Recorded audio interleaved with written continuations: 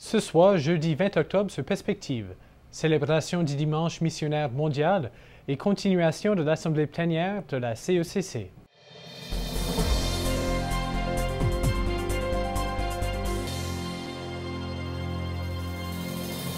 Bonsoir mesdames et messieurs et bienvenue à Perspective.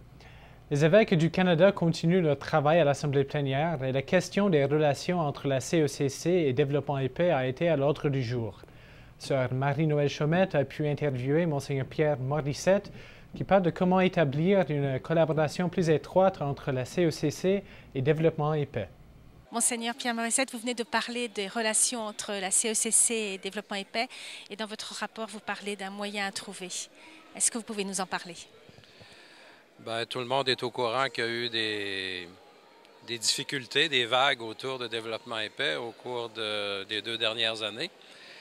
Évidemment, ça ne peut pas laisser les évêques insensibles. Et au fond, le meilleur chemin qu'ont pu trouver les évêques pour aider à chercher des solutions, c'est la mise sur pied d'un comité permanent formé de 4 évêques et qui a commencé son travail avec un comité de liaison mis sur pied par le Conseil national de développement et paix. Alors, je pense que, en tout cas pour moi, il y a beaucoup d'espérance dans le fonctionnement de ce comité-là. Les évêques ont aussi abordé le difficile sujet des abus sexuels dans l'Église. Monseigneur Anthony Mancini a présenté aux évêques les apports du récent colloque Traumatisme et Transformation qui a eu lieu à l'Université McGill la semaine dernière. Suite à ces discussions, les évêques ont mis sur pied un protocole. Monseigneur Mancini nous en parle. Moi, je crois qu'on a besoin d'une conversion dans notre façon de se concevoir comme prêtre ou évêque et dans la façon de nous concevoir comme Église. Il y a une nouvelle relation à créer entre prêtres et communauté de foi. Ça c'était demandé par Vatican II, on l'écrit dans Lumen Gentium, mais avant que ça passe de la tête au cœur, ça prend un peu de temps. Et donc, il y a tout un travail à faire. Il y a encore du travail à faire avant la fin de l'Assemblée plénière.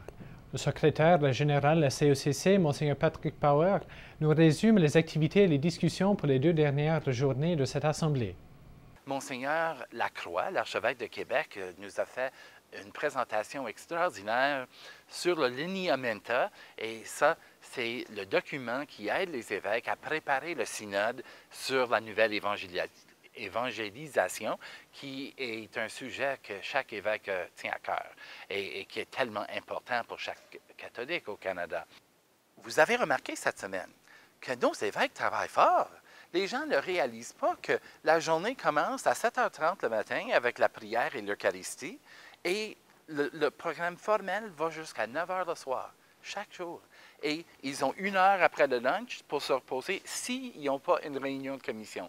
Alors, je pense que c'est pour nous une occasion de rendre grâce à Dieu pour tout ce que nos évêques font pour nous ici au Canada et de demander à Dieu de bien vouloir leur donner l'énergie et la capacité physique en plus de mentale que ça demande. Le mois d'octobre est le mois de la mission universelle de l'Église. Célébré sous le thème « Soyons témoins, bâtisseurs », ce mois consacré à la mission universelle de l'Église invite les fidèles à témoigner de leur foi en Jésus-Christ et à développer une solidarité envers les missionnaires qui œuvrent dans le monde entier. Dimanche 23 octobre, l'Église célébrera le Dimanche missionnaire mondial qui appellera les fidèles à soutenir la mission des églises locales du monde entier.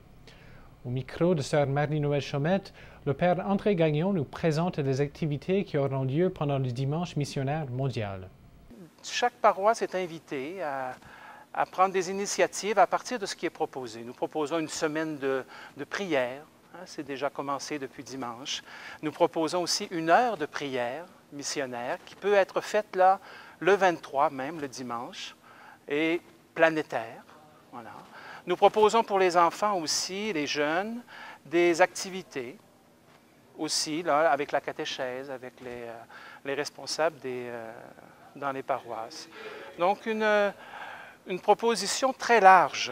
En même temps, je fais appel à la créativité et à l'initiative des agents de pastoral, des responsables dans les paroisses, pour inventer, pour construire dans leur milieu un monde meilleur. Et vous pouvez suivre la fin de l'Assemblée plénière de demain.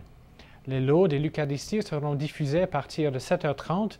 La clôture de l'Assemblée sera diffusée à partir de 11h10. Et c'est tout pour aujourd'hui. À la prochaine.